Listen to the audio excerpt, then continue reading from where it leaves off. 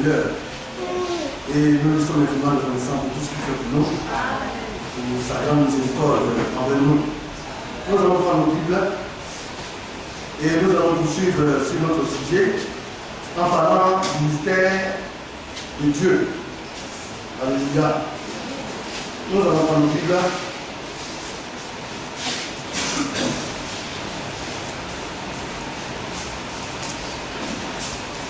Dans le livre d'Éphésiens, où nous étions arrivés,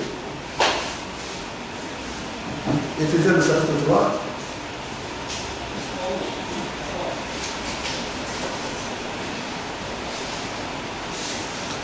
Nous avons lu la parole de Dieu. À cause de cela, mon Paul, le prisonnier de Christ, pour vous païens, si du moins vous avez appris comment je fais part de la grâce de Dieu qui m'a été confiée pour vous.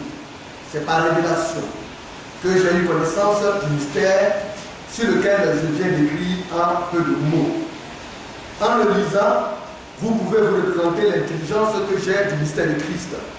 Il n'a pas été manifesté au Fils des hommes dans les autres générations, comme il a été révélé maintenant par l'Esprit aux saints apôtres de Christ.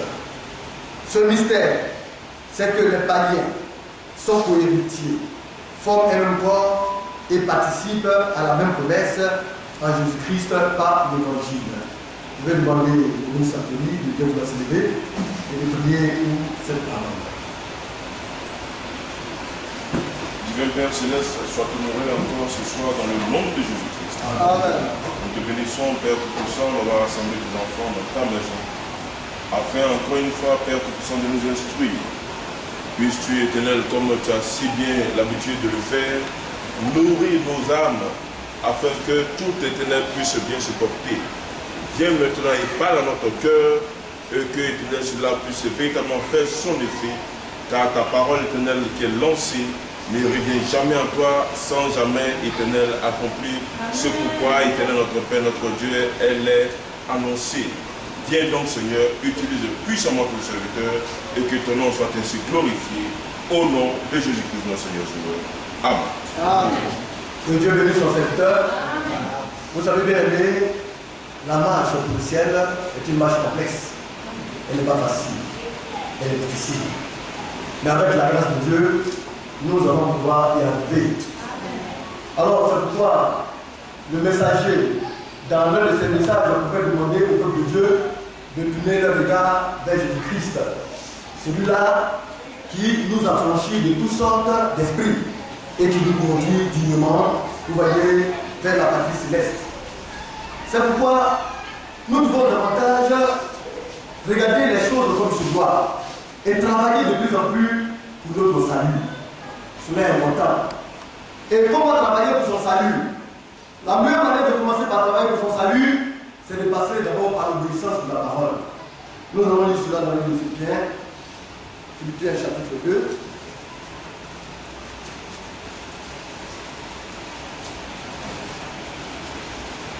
Le verset 12. Ainsi, mes bien-aimés, comme vous avez toujours obéi, on parle de l'obéissance, toujours de l'obéissance.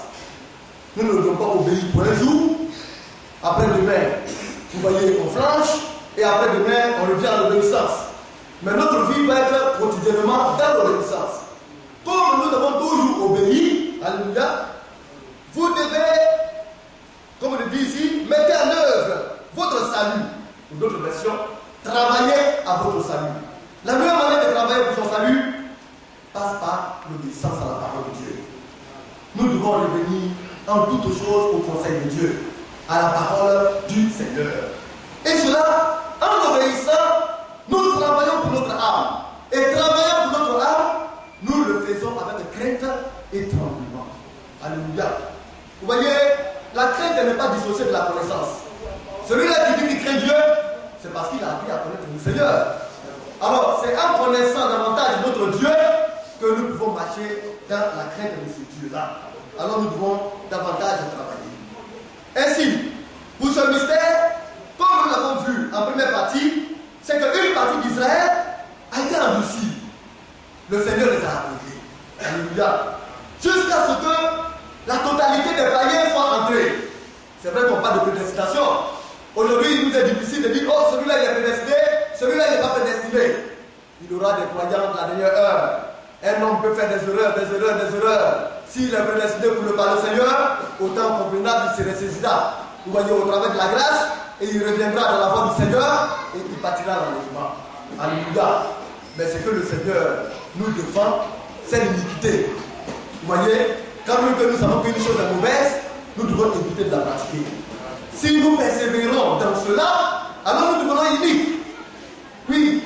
Et pour un temps va arriver où il n'y aura plus de pardon pour nous. Parce qu'au moment où on va essayer de se ressaisir, il sera trop tard. C'est pourquoi nous devons baigner toujours dans la crainte du Seigneur. Et comme nous le voyons, l'objectif du Seigneur, c'est que la totalité des païens entrent. Ceux-là qui est destiné à cela, il faudrait que ces personnes-là puissent entrer. Et en deuxième partie, nous avons vu que, vous voyez, ce mystère a été manifesté par les écrits des prophètes, d'après l'ordre de Dieu. Vous voyez, vous dites que l'écriture n'est pas l'objet d'un hasard, mais c'est poussé par l'esprit que ses serviteurs ont écrit de sa part. Alors, c'est l'ordre de Dieu qui leur a permis d'écrire les écritures, de parler de ce mystère. Vous voyez, selon l'ordre de Dieu éternel, qui est porté à la connaissance de toutes les nations. Donc, l'objectif principal aussi de Dieu, c'est que ce mystère nous soit révélé, soit porté à notre connaissance. Toutes les nations, tous les pays du monde, les enfants de Dieu qui sont, vous voyez, y habitent. Alléluia. Donc, que ce mystère soit manifesté, vous voyez, soit porté à la connaissance de toutes les nations, et l'objectif final, c'est que ces nations-là obéissent à la foi. La foi est bien de ce qu'on entend. La vraie foi. Et ce qu'on entend vient de la parole de Christ. Alléluia. Et c'est pourquoi, au premier âge, vous voyez le commencement de l'église, de Jésus-Christ, cela a commencé par la foi. Donc quand on parle de la foi, on parle de la parole de Dieu, on parle de la doctrine de Christ. C'est pourquoi quand on lit dans les épîtres de Jean, il a dit que celui-là qui n'a pas la doctrine de Christ ne le recevait pas. Parce que Jésus-Christ avait bien une doctrine. Et en 3, nous avons vu aussi que, vous voyez, ce mystère a été révélé par l'Esprit aux 16 apôtres. Donc le Seigneur a commencé par là à bâtir son église. Premièrement, c'est lui qui a choisi les apôtres. Nous le savons. C'est le Seigneur lui-même qui les a appelés. Nous aujourd'hui, nous sommes dans le ministère, c'est par des visions. Vous voyez, c'est par des songes, par des révélations que nous venons dans le ministère. Mais eux, c'est de manière physique. Le Seigneur a dit, toi, suis-moi. Toi, tu es pécheur. Viens et je vais faire de toi un pécheur d'or. Les apôtres ont été appelés par le Seigneur lui-même. Alléluia. Y compris celui-là qui n'était pas de Dieu, Judas Iscariote. Bon, autant marqué, il est allé dans son lieu. Et le Seigneur l'a fait remplacer. Alléluia. Donc, ce mystère a été révélé d'abord à eux, aux 16 apôtres de Jésus-Christ et aux prophètes. Donc, cela est parti des apôtres, puis aux prophètes. Et nous avons vu que l'âge, vous voyez, les différents âges ont été animés par chaque prophète. Chaque âge a été animé par un prophète messager. Alors, Dieu le suscite, il vient avec un message approprié qu'il communique aux églises de son époque. Alléluia. Alors, quand nous voyons cela, tout est coordonné. Bien que fait au hasard. L'église de Seigneur Jésus-Christ n'est pas une église hasardeuse. Elle n'est pas l'existence comme cela. Alléluia. Elle a été pensée par le Seigneur. Tout a été bénité, mûri. C'est pourquoi l'église est l'œuvre d'une perfection. Et c'est le Seigneur lui-même qui va parfaire son église. Alors, comme on le disait, en fait, nous les païens, c'est ce que nous étions arrivés, nous avons vu cela dans le livre de Éphésiens. Éphésiens 3.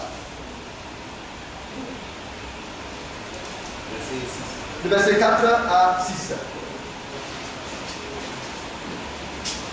Éphésiens chapitre 3, le verset 4. En les lisant, vous pouvez vous représenter l'intelligence que j'ai du mystère de Christ. Et il n'a pas été manifesté au Fils des hommes dans les autres générations. Donc dans les autres générations, Il ne s'est pas manifesté, ils ont parlé, c'est vrai, de lui. Mais il ne s'est pas manifesté à eux. Oui, frère. Comme il a été révélé maintenant par l'Esprit Oui. aux saints apôtres et aux prophètes de Christ. Donc, par l'Esprit, il s'est révélé aux saints apôtres. Il a été manifesté à eux et aux différents prophètes de Christ. Mais, dans chaque messager, il y a les 5 ministères en dessous de lui.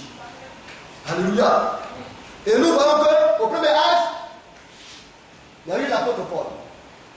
Mais l'apôtre Paul aussi fut le messager de ce temps-là. Alléluia. Il était le prophète de ce temps. C'est pourquoi nous disons que chaque prophète dans son époque est le pasteur de son époque. Alléluia. Et ainsi, le Seigneur les a mandatés, les apôtres, puis les prophètes. Et, comme on le voit, ce mystère, c'est que les païens sont co-héritiers. Ils sont plusieurs héritiers de Christ. Et il faut un seul corps, un même corps. Alléluia. Et quand on parle d'un corps, on parle de l'unité. Il n'y a pas de séparation. Il n'y a pas d'esprit partisan. Il n'y a pas de division. Mais il y a assemblage. Alléluia. Donc le corps est unique. Et c'est pourquoi quand on lit dans le livre de Jean, nous voyons que le Seigneur a interpellé les hommes pour leur faire comprendre que c'est lui qui a choisi les apôtres et c'est lui qui les a mandatés. Il leur a donné sa parole. Et leur ayant donné sa parole, il a prié pour tous ceux qui vont recevoir. Alléluia. La parole. Tu vas on va lire sur la frère. Je ne veux pas que je dise des choses. Dans le livre de Jean, chapitre 17.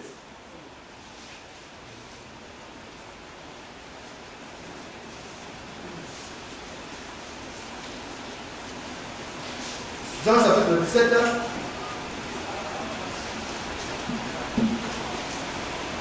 Avec le verset 18.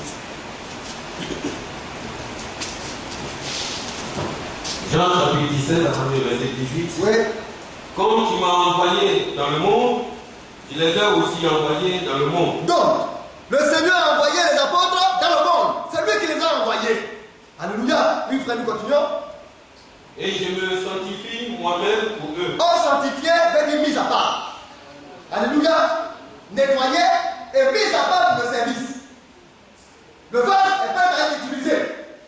Alors, Jésus-Christ a été sanctifié, a été mis à part pour l'humanité et il les a choisis et il a fait d'eux des êtres mis à part. Alléluia. Oui, frère.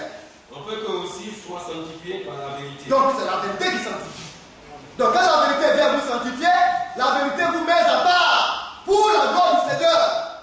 Donc, la vérité, c'est pour des êtres affranchis, des êtres qui sont libres de tout esprit d'esclavage. Alléluia. Nous savons qu'il y a des choses qui souillent l'homme. Quand ces choses-là demeurent, on devient dépendant de ces choses, on en devient esclave.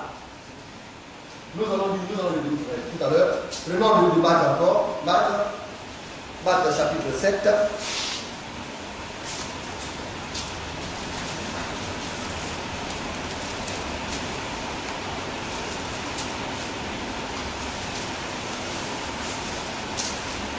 Nous allons lire rapidement à partir du verset 19.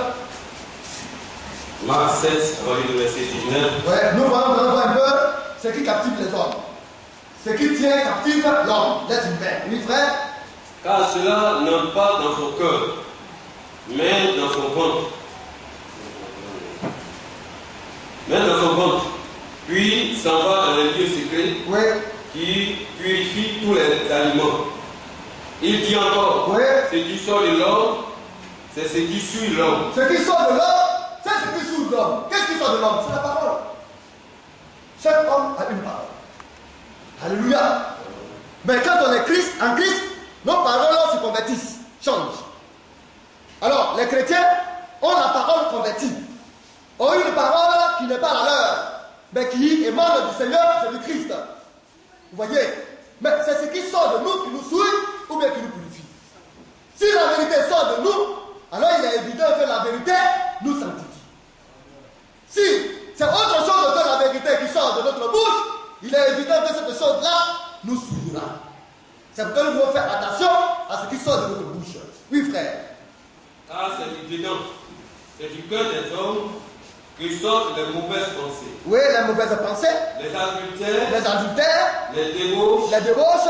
Les meurtres. Les meurtres. Les vols. Les vols. Les cupidités. Les cupidités. L'amour de l'argent. Les méchancetés. Les méchancetés. La fraude. La fraude. Le dérèglement. Donc quand on parle de méchanceté, on parle de la fraude. Le mensonge y est caché. Alléluia. Parce que la fraude, c'est un menteur. Quelqu'un qui vient vous promet une chose et puis il ne vous donne pas. Il vous fait travailler, il ne vous paye pas.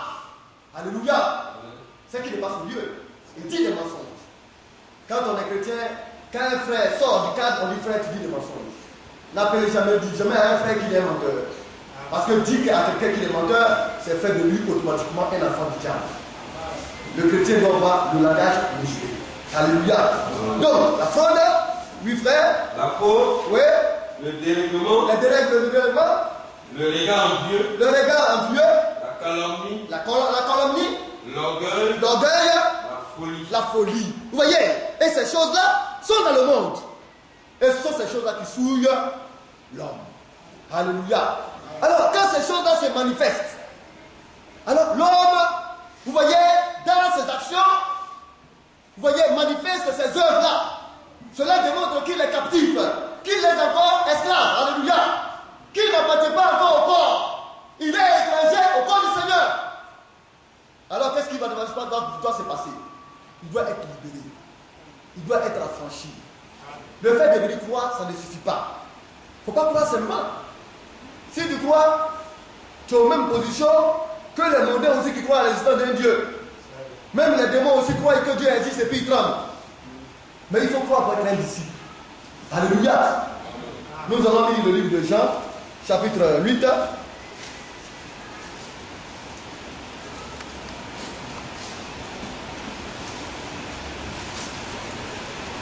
Jean chapitre 8, à partir du verset 30. Jean 8, verset 30. Comme Jésus parlait ainsi, plusieurs crurent en lui. Et il dit aux Juifs qui avaient cru en lui. Donc, comme il parlait, les hommes étaient attentifs. Beaucoup ont cru en lui. Mais ça ne suffit pas, bien aimé. Croire au Seigneur seulement, ça ne suffit pas. Les Juifs ont cru. Alors le Seigneur va leur donner une bonne leçon. Va leur montrer la voie à suivre. Oui, frère. Et il dit aux Juifs qui avaient cru en lui. Oui. Si vous demeurez dans ma parole, oui, vous êtes vraiment mes disciples. D'abord, après avoir cru, il faut être disciple. Mais cela passe par le fait de demeurer dans la parole. Le point de commencement pour demeurer dans la parole de Dieu, c'est le baptême, l'engagement qu'on prend. Après maintenant, on se force maintenant à connaître Dieu et à marcher avec Dieu. Alléluia.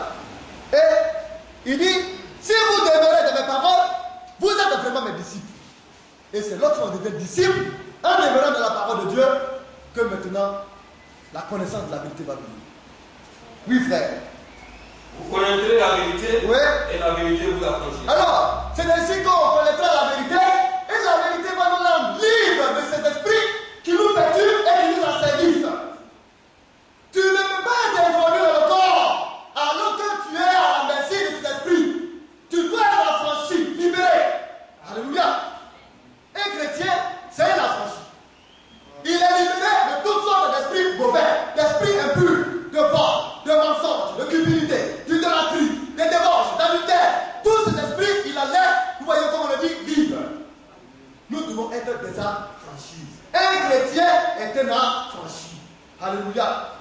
Et c'est à ce moment-là qu'on peut dire maintenant qu'on est héritier de Christ. Et que nous sommes plus que héritiers de Christ, du mot co-héritier. Nous retournons dans le livre de Éphésiens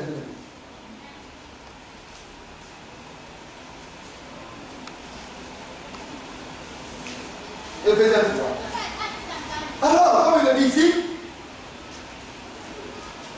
c'est un mystère. C'est que les païens sont co-héritiers, forment un même corps. Et c'est le rôle des prophètes qui ont été mandatés. Le rôle, c'est d'interpeller les croyants. Pour dire que chacun d'entre eux représente un héritier de Christ. Et qu'ensemble, nous formons un corps. Alléluia. Et dans ce corps, quand le Seigneur l'a indiqué, il a prié pour l'unité des apôtres. n'est pas divisé. Nous allons retourner dans le livre de Jean 7, chapitre 17.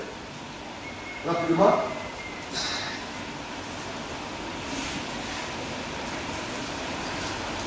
Jean le chapitre 17. Le verset 2.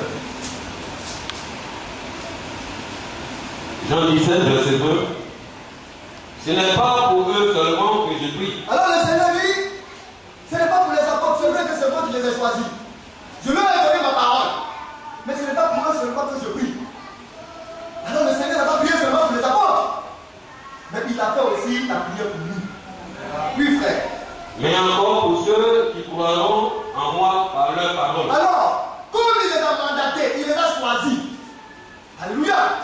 De la même manière qu'il a choisi le prophète messager. La doctrine était gardée par les apôtres. Alors il a prié pour tous ceux qui vont croire en lui, Jésus-Christ, par la parole qu'il a donnée aux apôtres. Oui, frère, nous continuons. Afin que tout soit un. L'objectif, c'est notre unité. Quelqu'un qui ne travaille pas pour l'unité, il est encore du corps. Oh, il faut être à l'intérieur du corps. Mais pour être à l'intérieur du corps, il faudrait être un affranchi. Mais tu ne vas pas prendre les esprits mauvais qui t'animent pour aller entrer dans le corps du Seigneur. Ce n'est pas possible. Il faut être libéré. Ce n'est pas un petit esprit qui va t'assaillir. En Christ, seul le Saint-Esprit nous conduit, nous sommes esclaves de Christ, de l'Esprit de Dieu. Mais ce n'est pas un esprit extérieur qui va venir nous asservir. Ce n'est pas possible, bien aimé. C'est pourquoi nous devons être affranchis. Et si nous sommes affranchis, nous avons un objectif commun. Nous sommes unis par le même esprit. Le Seigneur a prié pour l'unité de son corps, l'unité de son Église. Oui, frère, nous continuons un peu. Afin que tout soit un, comme moi et comme toi, Père, tu es en moi, et comme je suis en toi, oui. Afin que aussi soit un en nous, pour que le monde croit que tu m'as envoyé. Alors l'objectif, c'est que nous soyons un. Alléluia. En Christ et au Père. Alléluia. Nous retournons. Le deuxième.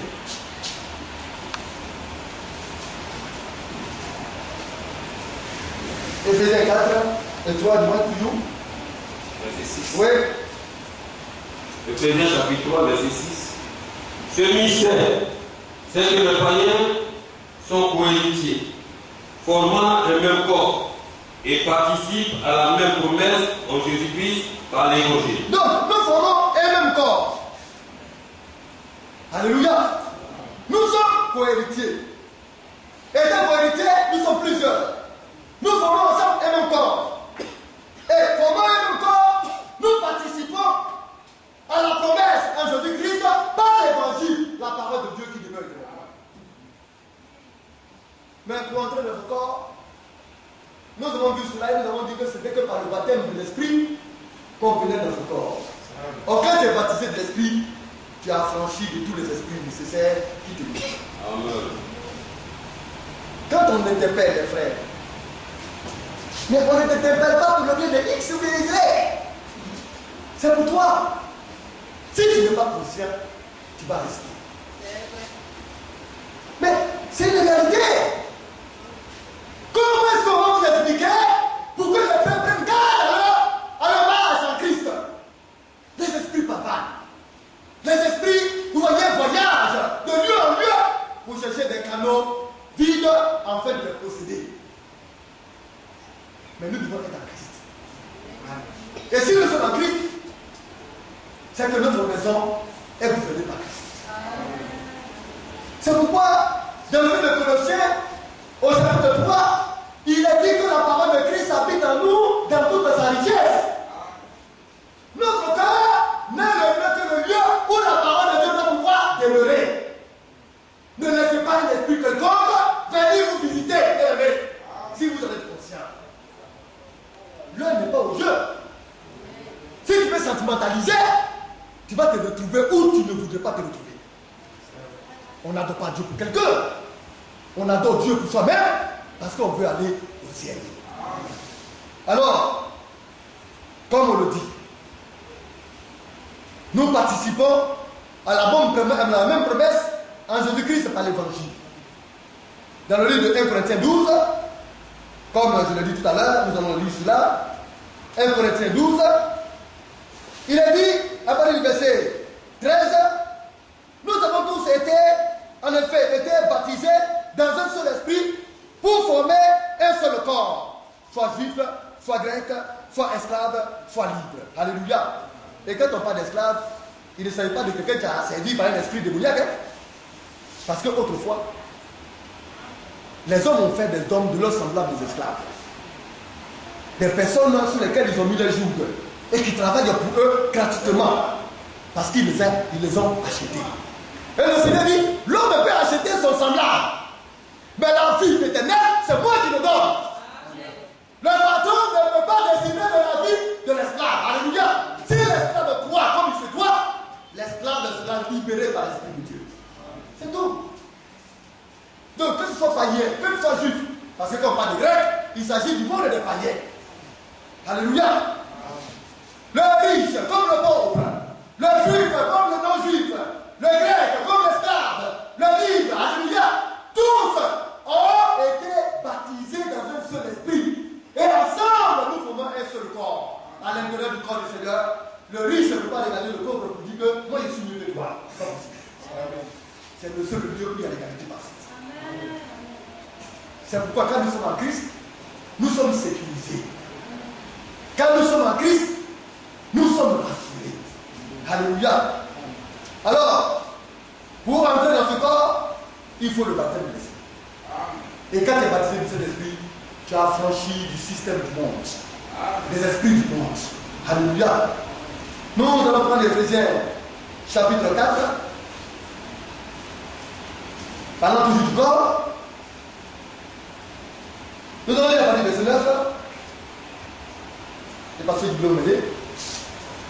Éphésiens 4, verset 9.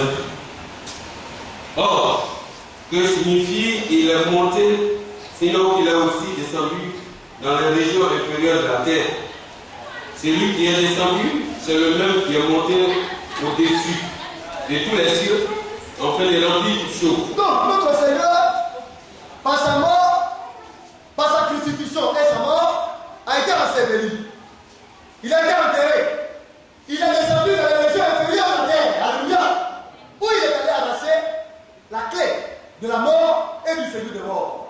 Pour dire, Satan ne peut plus prévaloir, c'est prévaloir de l'âme d'un enfant de Dieu. Parce que c'est lui qui détient les clés. Il a arraché la clé de la mort et du séjour de mort à Satan. Mais c'est celui-là qui a la clé qui peut t'emprisonner et qui peut te délivrer. Autrefois, Satan emprisonnait les hommes. Le Seigneur est allé à franchir les croyants d'autrefois. Alléluia. Il a pris la clé et il a enlevé ceux-là qui étaient dans le sein d'Abraham et il les a emmenés au paradis. C'est lui qui est le maître. Parce qu'il a le pouvoir de le faire. Et ayant fini, il est monté au-dessus de tous les cieux. Alléluia. Quand on prend dans le livre d'Hébreu, Hébreu dit qu'il a traversé les cieux. Alléluia. Pour dire que c'est lui Dieu. Parce qu'aucun autre que Dieu ne peut être au-delà des cieux. Oui, frère, nous continuons. Verset 11.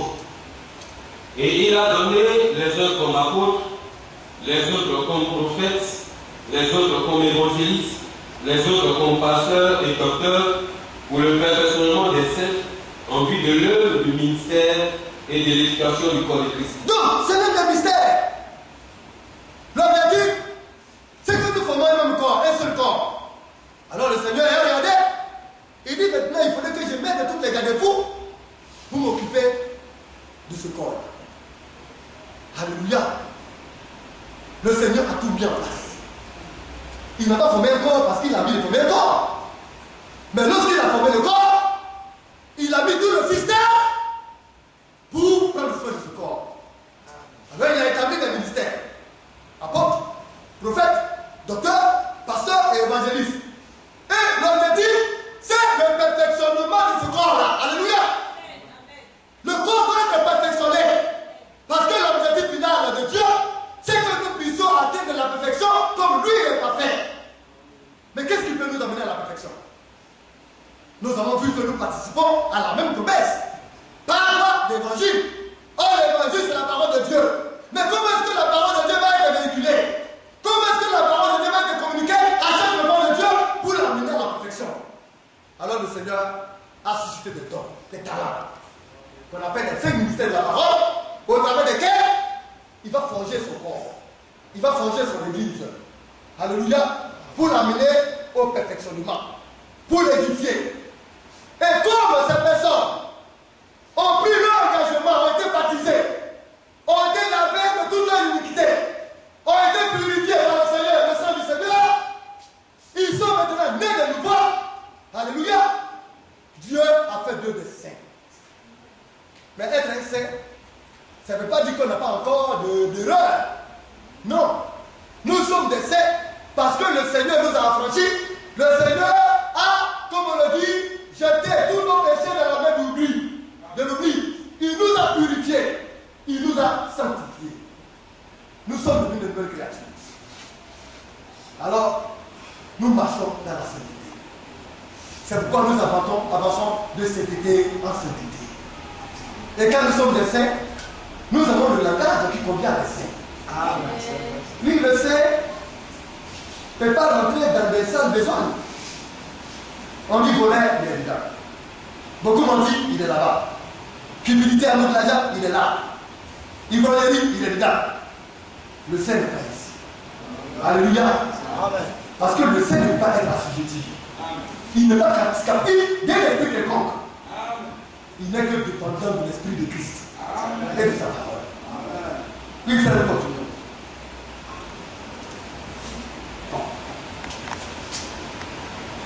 Verset 12. Oui.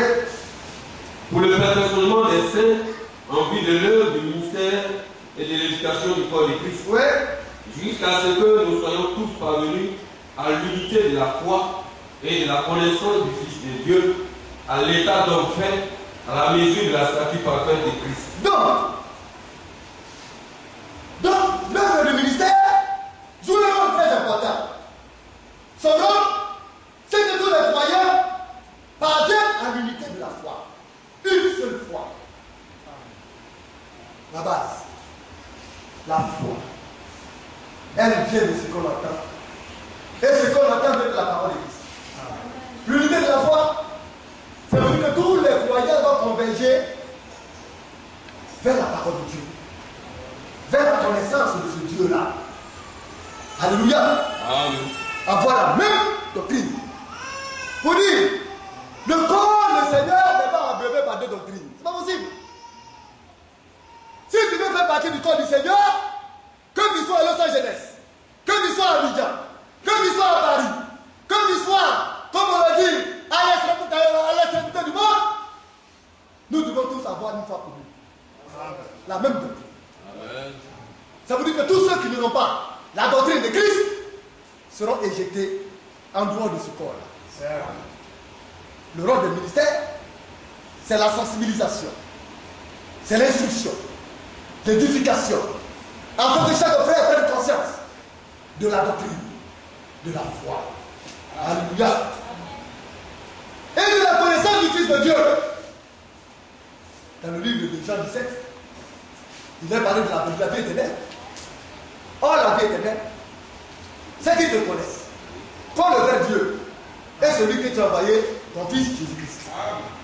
Si tu ne connais pas qui est ton Dieu, si tu ne sais pas qui est Jésus-Christ, alléluia, bien aimé, c'est que tu es en dehors de ce corps. Alors, et ceux-là qui le savent déjà, ceux-là qui ont déjà une unité commune à la foi, et qui ont la connaissance du Fils de Dieu, c'est déjà bien. Mais il ne suffit pas seulement de dire que tu as la connaissance du Fils de Dieu et que tu as l'unité de la foi. Mais il faut y demeurer et y persévérer jusqu'à ce que le Seigneur vienne. Alléluia. Et il dit, en état d'homme fait. Donc, quand nous voyons l'unité de la foi, c'est une chose. C'est bien. Si tu as pu l'acquérir, si ta foi est commune à la foi des apôtres et des prophètes, gloire à Dieu. Ça, c'est déjà un grand pas. C'est l'un des objectifs à terme. Mais ça ne suffit pas. Si tu as l'unité de la foi et que tu as la connaissance du Fils de Dieu, c'est une bonne chose. Si tu sais que le Fils de Dieu n'est autre chose que Dieu manifesté dans la chair, alors c'est une très bonne chose. Mais ça ne suffit pas. Alléluia. Mais le Seigneur dit, quand tu as l'unité de la foi, quand tu as la connaissance du Fils de Dieu, alors tu dois être maintenant un homme accompli. Tu dois atteindre l'état d'homme fait. Un être accompli qui n'est pas dans les commérages, dans les calomnies, dans les menus. Vous voyez, on dit ceci, c'est lui qui est dedans. On dit telle chose, c'est celle-là qui est dedans. Tu t'attelles l'esprit du corps. Alléluia. Ça donne à frissonner. Si nous savons ce que nous voulons, si nous savons où nous partons, alors nous n'allons pas laisser quelqu'un venir nous distraire. Parce que nous devons avoir l'unité de la foi, la connaissance du Fils de Dieu, mais nous devons être des hommes faits, des femmes et des frères faits. Alléluia, accomplis. Et il dit, à l'état, alléluia, n'est-ce pas, à la mesure de la stature parfaite de Christ. La foi, la vertu, la connaissance. Est-ce que tu as la foi commune? Oui, j'ai la foi commune. La foi avec les apôtres et les prophètes, n'est-ce pas? Amen. Est-ce que tu as eu la vertu? Ça, c'est le Saint-Esprit, hein? Qui te permet, qui crée le changement en toi, qui fait de toi une autre personne, qui t'affranchit de tout. Le Seigneur a dit, lorsque vous serez baptisés du Saint-Esprit et du feu, le feu vient consumer tout ce qui est négatif, tout ce qui est impureté en toi. Et l'Esprit de Dieu va te sceller. Alléluia. Et qui t'amène jusqu'à l'expiation. Quand le Saint-Esprit vient te sceller, alors tu n'es pas dans les apprentillages. Tu sais apprécier les choses dignement. Alors la vertu, c'est une puissance. C'est la puissance de l'Esprit. La puissance transformatrice. Parce que tu ne peux pas venir devenir de la foi et puis ne pas changer. Quel est ce groupe de chrétiens qui vient de la foi et qui ne change jamais? C'est que tu n'as pas encore reçu la vertu. Parce que la vertu va te transformer. Et quand le Saint-Esprit, au travers de la vertu, te transforme, alléluia, la connaissance maintenant que tu as acquis joue un rôle maintenant primordial dans ta vie. Plus tu connais, plus tu avances, alléluia. Parce qu'on a la connaissance pour la pratiquer. On n'a pas la connaissance intellectuelle. Il faut connaître pour vivre ce que tu connais. Alors c'est l'Esprit de Dieu qui fait ça. C'est pourquoi avant que la connaissance même de Dieu, vous voyez, en flot, il faudrait que tu aies la vertu. Alléluia. Et après la vertu, la connaissance. Alors maintenant tu apprends à connaître Dieu. Chaque connaissance que Dieu te donne est un plus de ta vie en t'identifiant à cette connaissance. Après la connaissance, la tempérance, la maîtrise de soi. Alléluia. N'importe quoi pas victime de la vie. N'importe quoi ne peut pas venir t'amener à être sorti hors d'état. Tu te maîtrises. Alléluia. Tu reviens rapidement. Une situation difficile peut venir, mais tu gardes ton équilibre. Et tu fais pour savoir ce qui est juste et ce qui n'est pas juste. Et tu optes pour ce qui est bien. Alléluia. Après la tempérance, la patience. Le fait d'attendre l'accomplissement des autres promesses de Dieu pour toi. Et l'une des plus grandes promesses, c'est l'enlèvement. Alors, tu attends, tu es patient, tu as foi que l'enlèvement aura lieu. Tu es convaincu que cela va arriver un jour. Et tu attends à ce que cela s'accomplisse. Alléluia. Et après cela, maintenant, la piété. Ta vie maintenant est comme Dieu. Tu marches comme Dieu. Tu vis comme Dieu. Tu parles comme Dieu. Alléluia. Tu as une vie de piété. Tu es comme Dieu. Oh bien-aimé. Et après cela, la bouffe fraternelle. Vous voyez, les hommes ont du mal à arriver parce qu'ils n'ont pas franchi les étapes. On ne veut pas sauter la foi par la tête de l'amour fraternel, n'est-ce pas possible? Parce que c'est le deuxième commandement qui est semblant au premier commandement. Or, le premier commandement, c'est le plus grand. Et le deuxième commandement est semblant au premier. Tu aimerais l'Éternel ton Dieu de toute ton âme, de tout ton cœur, de tout ton esprit, de toute ta force. Et voici le second qui lui ressemble, c'est que tu aimeras ton prochain comme toi-même. Mais comment pourras-tu y arriver si tu veux sauter les étapes? C'est pas possible. Alléluia. Alors le corps a une orientation d'esprit. Le Saint-Esprit a tout déterminé dans le corps. N'importe qui ne peut pas être du corps du Seigneur. Oui, frère, nous continuons. Je reprends le verset 13. Verset 13 de Éphésiens 4. Oui. Éphésiens chapitre 4, verset 13. Jusqu'à ce que nous soyons tous parvenus à l'unité de la foi et de la connaissance du Fils de Dieu, à l'état d'homme prêt, à la mesure de la statue parfaite de Christ. Donc voici la statue parfaite de Christ. Alléluia. C'est cela. La statue parfaite de Christ est là. C'est pourquoi nous devons travailler. Oui. L'obéissance d'abord. Mais à l'obéissance, nous devons prendre cas par cas. L'assemblée de commence à une fois pour nous. À celle de l'apôtre, ça c'est clair. À moins qu'il y ait des personnes qui ne comprennent pas encore, ça c'est autre chose. Parce que nous avons été fondés sur le fondement des apôtres et des prophètes. Jésus-Christ lui-même est à la pierre angulaire. Et le message du temps de la fin, donné par le prophète, le septième messager de notre temps, nous ramène à la foi apostolique. C'est pourquoi il est évident que nous le sachions. Lorsque il est dit que l'église de la fin des temps sera rendue semblable à l'église du commencement. Or, au commencement, c'était la foi. Alléluia. La même sémence qui a été ensemencée au début, nous devons retrouver la même sémence à la fin. Quand on plante maïs, à la fin, c'est le maïs qu'on trouve à la fin. Alléluia. Si vous plantez du blé, il est normal que c'est du blé que vous récoltez à la fin. Le Seigneur a planté le blé. Il a semé la parole de Dieu.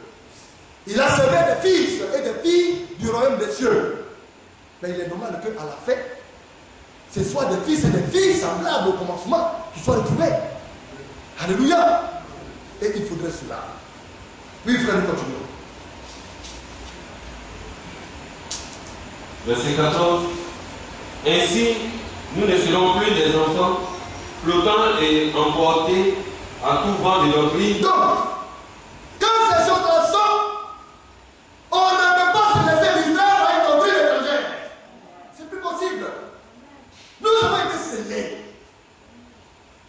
Nous sommes maintenant la chose du Seigneur.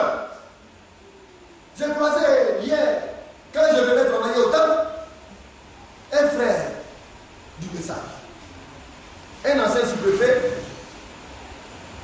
qui a été démis de ses fonctions à cause de certaines erreurs qu'il a eu à faire. Il a un diplôme. C'est un administrateur de l'État. Mais son diplôme lui sert à rien. La vie, on ne sait pas ce qu'il y a devant. C'est Dieu qui sait ce qu'il y a devant toi. Et nous marchons à la suite de Dieu parce que lui, il sait ce qui est devant. Parce que si tu veux te conduire toi-même selon ta sagesse, tu vas tomber dans le trou. C'est pourquoi en toute humilité, nous devons lever les regards vers le Seigneur et suivre ses traces. Alors j'ai rencontré le frère, il est fatigué. Il marche en tapette. Il est tellement misérable parce que quand on parle de sous-préfet, allez-y dans les villages, vous allez voir comment ils vivent. Ils sont en opulence. Ils ne payent pas d'électricité. Ils ne payent pas de l'eau. Ils ne payent pas de viande. Même le riz, on doit avoir gratuitement. Parce que ce sont des officiers de l'État. Les représentants du président de la République dans une circonscription. Et le frère a été béni. Depuis, il ne se retrouve pas. Donc, de l'autre côté, il a reçu le message. Je le rencontre. Mais frère, qu'est-ce que tu as de bien? Tu vas toujours à l'église où tu étais? Il dit non, ça fait longtemps. Je dis, mais où est-ce que tu te trouves? Il dit, je me débrouille dans une église évangélique pour à côté de nous là-bas. Église évangélique. Au Pentecôte. Frère, tu as laissé le message du temps de la fin parler dans une église de nomination? Il me regarde. Je lui dis, c'est que tu n'as rien compris. C'est que tu vas à l'église, tu ne comprends rien. Tu ne sais même pas pourquoi tu vas à l'église. Tu ignores quel message nous a été donné. Comment est-ce qu'un nègre ou bien un négro peut aller manger dans le poulailler? C'est étonnant. Il n'a rien compris. Dieu l'a visité. Il a entendu parler d'un message glorieux de la fin des temps. Mais aujourd'hui, où est-ce que le frère est? Dans la charogne. Il participe à la vie des vautours. Il est devenu un charognard. Et il y a des croyants comme ça, qui viennent dans le message, et qui se retrouvent demain dans la dénomination. Ce sont des croyants sur le charognard. Tu ne peux pas venir dans la vie de frère, goûter à la vie de frère, et retourner dans le salon. Ce n'est pas possible. C'est pourquoi il est dit, ceux-là, alléluia, ceux-là qui ont eu l'unité de la foi, qui ont connu le Fils de Dieu, qui sont devenus des hommes faits, à la mesure de la statue parfaite de Christ, ils ne pourront plus être chancellants et ballottés par tout le monde de doctrine. Ce n'est plus possible. Quand Dieu travaille, il met des garde-fous. Et plus l'enfant de Dieu bonifie, plus il devient solide, alléluia, et il n'y a plus rien qui puisse le branler. C'est ça les chrétiens du message du temps de la fin. Nous devons être des êtres solides. Oui, bien aimé, nous continuons.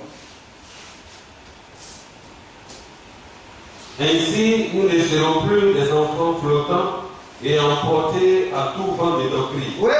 Par la tromperie des hommes. Par la tromperie des hommes. Il va t'apporter des formes d'évangile.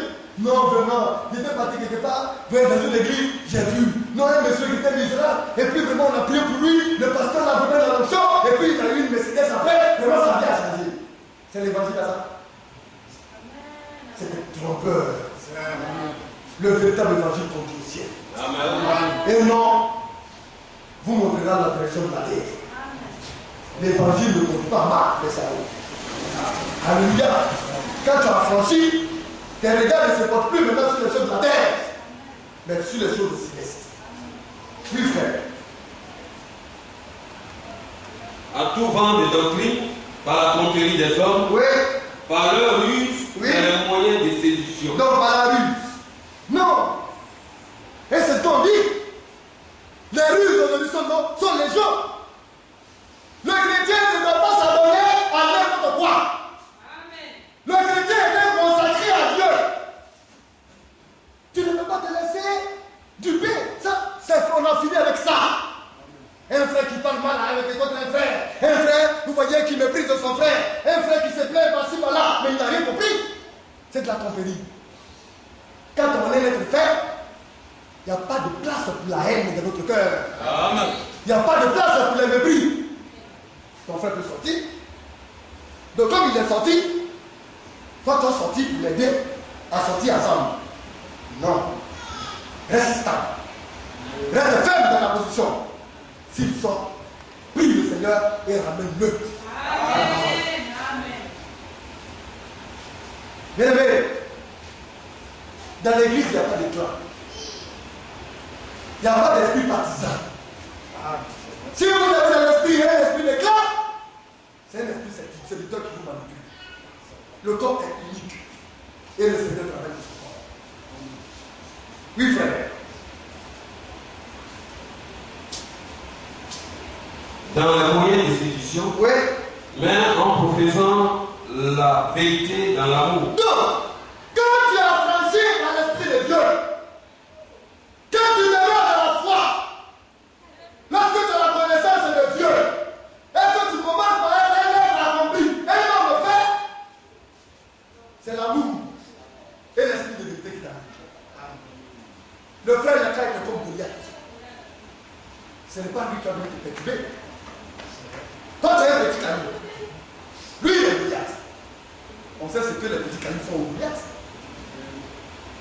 Bien aimé, c'est pourquoi dans l'amour, nous devons toujours dire la vérité à nos frères. Amen. Il faut toujours dire la vérité. Mais il y en a, ils sont impuissants. Alors qu'un esprit malin, un esprit mauvais est en train de, vous voyez, Papané, il a du mal même à dire la vérité à son frère. Il est complexé. Ça montre qu'il n'a pas connu le Saint-Esprit. Parce que là où le Saint-Esprit vient, le Saint-Esprit n'est pas complexé par quel esprit qu'il soit. Parce que le Saint-Esprit est au-delà. L'aigle va au-delà de toutes les façons qui volent dans les cieux. C'est l'aigle. Et quand l'aigle est au-dessus, c'est lui qui voit tous les petits oiseaux qui sont en bas de lui. C'est quel oiseau doit venir concurrencer l'aigle? C'est quel petit esprit qui va venir rivaliser contre le Saint-Esprit? Quel petit esprit? Or nous, Dieu nous a donné cet esprit. quand nous marchons, l'Esprit nous donne le discernement. L'Esprit nous dit, cet esprit qui vient n'est pas bon. Il faut le retenir. Cet esprit est bon, il faut l'encourager. Tel autre qui vient, il faut prendre garde. Et dire la vérité. Mais dans l'amour. On ne parle pas de l'amour, bien sûr. Mais avec le bouchon, tu peux dire toute la vérité et la vérité fait connaître. Frère, cet esprit que tu emmènes, moi je ne parle pas. Je vais aller au ciel. Je ne veux plus critiquer mon frère. Parce que je pense à moi-même. Je n'ai pas encore atteint le but. Donc je n'ai pas le temps de critiquer quelqu'un. Je n'ai pas le temps là aujourd'hui pour me poser. Parce que là, tu es solidaire. Comme nous sommes amis, et que réellement le frère, il y a une soeur qui ne le comprend pas, alors moi aussi je vais regarder le frère aussi bien la soeur aussi de travail. La solidarité diabolique. Le Seigneur n'est pas là. C'est la solidarité de l'esprit. L'unité de l'esprit. Frère, les temps sont avancés. Le Seigneur va suivre les hommes. D'un moment à l'autre, le Seigneur va venir. Beaucoup ne s'y attendent pas. Il y en a même quand ils marchent, même ils ont oublié même que le Seigneur va vous dire qu'il arrive. Mais le chrétien n'a pas fait ça. Quand tu marches, ton cœur te dit que le Seigneur est à porte. Quand il vous est demandé de prier en tout temps et en tout lieu, à chaque instant, vous devez être en prière. Cette prière, c'est du Seigneur qui est à la porte. Donne-moi de me tenir toujours, vous voyez, au Seigneur, au bon milieu de ta parole. Nous devons être vigilants. Oui, frère, nous devons être vigilants.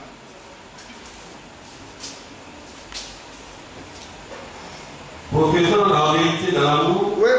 nous croîtrons en tous égards en celui qui est le chef Christ. Donc, en professant la vérité de l'amour, lorsque je dis l'amour à mon frère, c'est pour que nous puissions avancer ensemble dans le même pas. Nous puissions grandir à tous égards.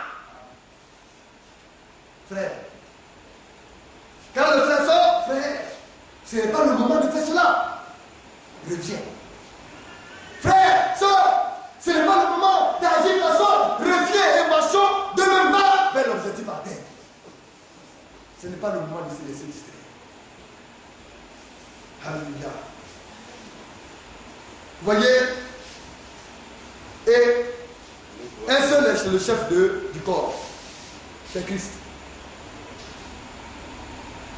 Maintenant, de manière chronologique, il a établi des choses. Il a établi des chefs. D'abord, l'homme est le chef de sa femme. Mais être le chef ne veut pas dire écraser lui-même. Mais c'est de veiller. Parce que le chef, il va toujours dans le sens de ce qui est juste et bon. Alors la maison, le Seigneur dit, j'ai établi un chef. Et c'est l'homme. Alléluia. En assemblée, le Seigneur aussi établit des chefs. Quand vous êtes dans des endroits, les femmes doivent connaître les positions. Les hommes aussi doivent connaître les positions.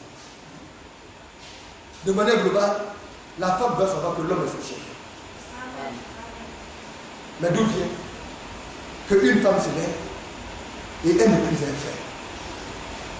Elle bafoue un frère. Quand une soeur devient arrogante avec un frère, cela montre qu'elle se met en dehors du corps. Parce que dans le corps du Christ, vous allez voir, tout est coordonné. Rien ne se fait au hasard. Chaque chose a sa place. L'homme a sa place, la femme a sa place. Dans les assemblées, chacun a sa place. Alléluia.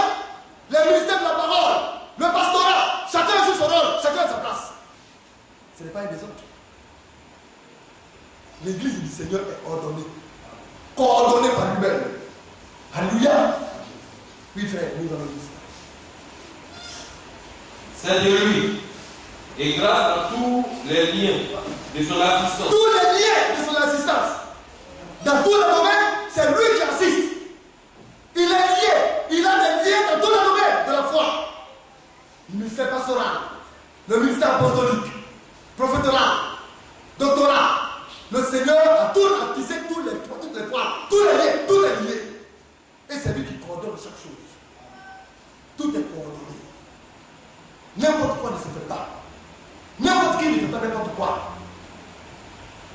Chacun ne marche pas comme il veut.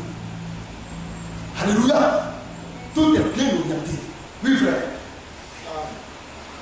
Le corps, bien ordonné et formant un solide assemblage, tire son accroissement selon la force qui convient à chacune de ses parties. Donc, bien ordonné et formant un solide assemblage pendant du corps, tire son accroissement. Ça veut dire que le corps grandit. Alléluia. Le corps progresse, évolue. Tire son accroissement selon la force qui convient à chacune de ses parties. Ma force n'est pas la force de mon frère. La force de mon frère n'est pas la force de ma soeur. Le Seigneur a regardé selon la force qu'il a départie à chacun. Chacun utilise la petite force que Dieu lui a donnée. Et ensemble, nous mettons cela et nous avançons sérénement. Amen. La petite force que Dieu t'a donnée, c'est mentir, insulter, voler Dieu. Vous voyez, talabrer, aller voir. Vous voyez, aller faire la débauche. Chercher tout ce qui ne glorifie pas Dieu. Dieu n'est pas là. Mais la petite force qu'il nous a donnée, c'est de marcher dans l'unité, la cohésion. Alléluia. La fraternité, la compréhension, la miséricorde, la justice de Dieu. Oui, frère. Bien ordonné et formant un solide assemblage, Oui. tire son accroissement selon la force Oui. qui convient à chacune de ses parties Oui. et s'édifie lui-même dans l'amour. Et s'édifie lui-même dans l'obéissance à la parole de Dieu. Voilà la finalité et l'objectif donné à ce nouveau corps. C'est que nous puissions nous édifier de l'amour. Et si nous nous édifions de l'amour, il n'y a plus de place à l'accès du diable dans notre cœur. Tu ne peux plus haïr ton frère. Tu ne peux pas regarder ton frère de travers. Tu ne peux plus le faire. Parce que tu fais partie du corps. Alléluia. Même si ton orteil est plein, tu prends la lame pour le gratter et pour tailler les ongles pour qu'il devienne plus petit. Tu l'entretiens. N'est-ce pas? Amen. Quand tu regardes chaque matin ton visage, tu cherches les petits boutons pour les casser, afin de regarder le blanc de ton visage homogène. Quand ton bras te fait mal, l'autre bras vient et prend, vous voyez, les pieds se lèvent, vont acheter une bombe et vient maintenant, et l'autre bras masse l'autre bras qui est malade. C'est ainsi que se passe l'unité de notre corps, Seigneur. Nous devons veiller les uns sur les autres, sans condamner nos frères, sans en vouloir aucun de nos frères. Mais nous devons prendre soin des uns et des autres. Que le Seigneur nous bénisse. Amen.